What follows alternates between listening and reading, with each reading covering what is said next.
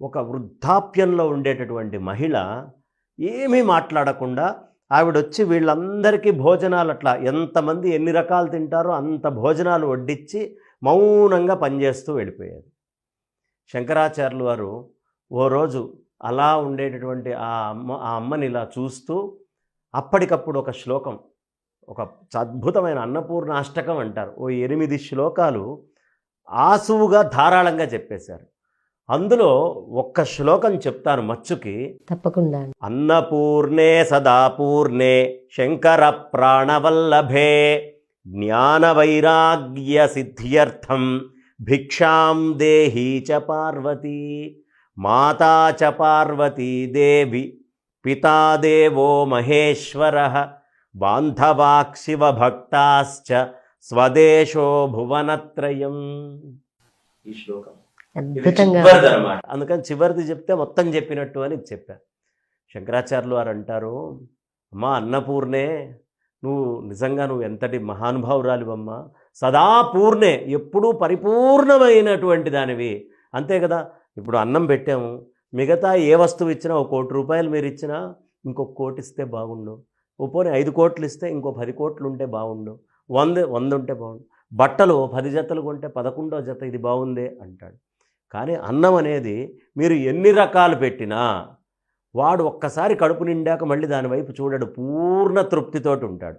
అంటే ఆ పూర్ణత్వమైనటువంటి తృప్తినిచ్చే లక్షణం అన్నానికి ఉంది. ఇంతకంటే తృప్తి నాకొద్దు, చాలు ఈ తృప్తి అని అంటాడు అన్నం దగ్గర మాత్రమే ఏ మనిషి అయినా. అన్నపూర్ణే సదాపూర్ణే, ఎలాంటి ఆవిడయ్యా ఆవిడ? శంకర ప్రాణవల్లభే, శంకరుడికి ప్రాణ సమానమైనటువంటి తల్లి. వెంటనే ఆవిడని చూడంగానే అలా గుర్తించాడు. ఆ అన్నపూర్ణ అమ్మవారిని ఏం కోరుతున్నాడు శంకరుడు? జ్ఞాన వైరాగ్య సిద్ధ్యర్థం భిక్షాం దేహీ చ పార్వతీ. అమ్మా నాకు జ్ఞానము వైరాగ్యం ప్రసాదించమ్మా, అందుకోసం భిక్ష కావాలి. అదేంటంటే అన్నం తింటే జ్ఞానం వైరాగ్యం వస్తుందా? అన్నం తింటే ఒళ్ళు మదవెక్కి తిన్నది అరక్క తిరుగుతాడు కదా అంటే కాదు, అన్నం తింటే జ్ఞానము వైరాగ్యము వస్తుంది. ఎలా అంటే, మనం ఉపనిషత్తు ఛాందోగ్య ఉపనిషత్తు తీసుకుంటే మనం తిన్నటువంటి అన్నములో స్థూల భాగం మన శరీరంలో మాంసం కింద మారుతుంది, పురీషం కింద వెళ్ళిపోతుంది, వేస్ట్ కింద. మధ్యమ భాగం మాంసం కింద మారుతుంది, అందులో సూక్ష్మ భాగము మనస్సు కింద మారుతుంది. ఎవడైనా ఒక 3 రోజులు అన్నం తినకపోతే వాడికి మనస్సు పనిచేయదు. 15 రోజులు అయ్యేటప్పటికి అసలు మనసు ఇంకా దిగాలైపోతుంది అన్నాడు, మనస్సుతోటి సంబంధం లేని స్థితికి వాడు వెళ్ళిపోతాడు. అందుకనే ఎవడు మనస్సుని నియంత్రణ చేయాలనుకుంటున్నాడో వాడు మితాహార విహారస్య, ఎంత అవసరమో ఎంత కొద్దిపాళ్లల్లో తినాలో అంతే తినాలి. వాడు విహారం కూడా ఇష్టం వచ్చినట్టు తిరుగుతూ ఉండకూడదు. మితాహార విహారస్య అని చెప్తారు అందుకే కృష్ణ పరమాత్మ. కాబట్టి ఎంత అవసరమో అంతే తినాలి. మనస్సుకి కారణం అన్నం. అందుకనే ఎవడు ఎలాంటి అన్నం పెడితే మనిషి అలాంటి లక్షణాలతో ఉంటాడు అని అక్కడ చెప్తారు. మనస్సు అన్నం వల్ల ఏర్పడుతుంది. కాబట్టి ఇప్పుడు జ్ఞానం దేనికి అవసరం? మనస్సుకు అవసరం. వైరాగ్యం దేనికి అవసరం? మనస్సుకి శరీరానికి రెండిటికి అవసరం. అందుకని జ్ఞాన వైరాగ్య సిద్ధ్యర్థం నేను తిన్నటువంటి అన్నము ఏదో నా కోరికలు తీర్చుకోవడానికో బయట పనులు చేయడానికో కాదమ్మా, నా లోపల జ్ఞానము వైరాగ్యము రెండూ ఉండాలి. ఉండి ఏమనుకోవాలి నేను? మాతా చ పార్వతీ దేవి, ఎప్పుడూ నిన్ను తల్లిగా భావించాలి. పితాదేవో మహేశ్వరః, ఆ పరమేశ్వరుడే నాకెప్పుడు తండ్రి కావాలి. బాంధవాః శివభక్తాశ్చ, బాంధవులందరూ కూడా శివభక్తులు కావాలి. నాకు బంధువులు ఎవరు? ఎవడు శివుడి భక్తుడో వాడే నాకు బంధువు కావాలి. స్వదేశో భువనత్రయం, నేను ఏ ప్రదేశంలో పుట్టానో ఆ ప్రదేశమే నాకు మొత్తము 3 భువనాలు కావాలి. కాబట్టి అలాంటి స్థితిని నాకు ప్రసాదించు, అందుకోసం నాకు భిక్షాం దేహి. నువ్వు పెట్టిన అన్నం వల్ల నిన్ను నేను తల్లిగా చూడగలగాలి, పరమేశ్వరుణ్ణి తండ్రిగా చూడాలి, పరమేశ్వరుడి భక్తులందరినీ కూడా బంధువుల్లాగా చూడగలగాలి, నేనున్నటువంటి ఈ ప్రదేశమే భువనత్రయాలన్నిటిగా చూడగలగాలి. కాబట్టి అలాంటి స్థితినివ్వు అని ఆయన వేడుకుండేటప్పటికీ ఆ రోజు కాశీరాజు కూడా భోజనానికి వచ్చాడు.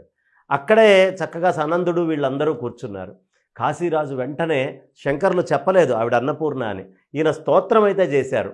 వెంటనే అన్నపూర్ణ అమ్మవారిని గుర్తించాడు కాశీరాజు. గుర్తించేటప్పటికి ఒక్కసారి నమస్కారం చేశాడు. ఎందుకు? అమ్మవారు అనుగ్రహించింది. కాశీలో ఉన్నవాడు ఎవడూ పస్తు పడుకోవడానికి వీలు లేదు అని. పరమేశ్వరుడికి భిక్షాటన చేస్తున్నట్టుగా ఒక పుర్రెలో అన్నం పెడుతూ ఉంటుంది అమ్మవారు. ఆవిడ అన్నపూర్ణే. అంటే పరమేశ్వరుడికి నిత్యము ఆకలి తీర్చి తద్వారా మొత్తం భూమి మీద ఉండే ప్రాణికోటి ఆకలిని తీర్చేటటువంటి తల్లి ఆ తల్లి. అలాంటి తల్లిని ఈయన గుర్తించాడు కాశీరాజు. కాశీరాజుకు కొంచెం అవగాహన ఉంది. వెంటనే ఆవిడ, అయ్యో నువ్వు నన్ను గుర్తించావు, గుర్తించడమే కాకుండా ఎప్పటికీ నేను ఇక్కడ ఉండాలి అని అడిగావు. ఇప్పుడు నేను శారీరకంగా ఇంకిక్కడ ఉండలేను.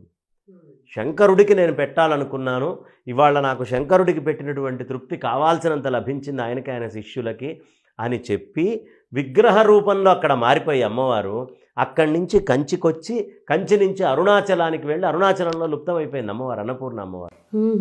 అంటే అన్నపూర్ణ అక్కడ లుప్తమవడంలో అర్థం ఏమిటి అంటే అగ్నిలింగం పరమేశ్వరుడు.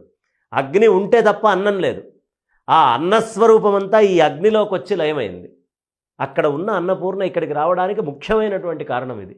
కాబట్టి అన్నపూర్ణే సదాపూర్ణే శంకర ప్రాణవల్లభే అని చెప్పి ఆ అమ్మవారిని ప్రార్థన చేశాడు.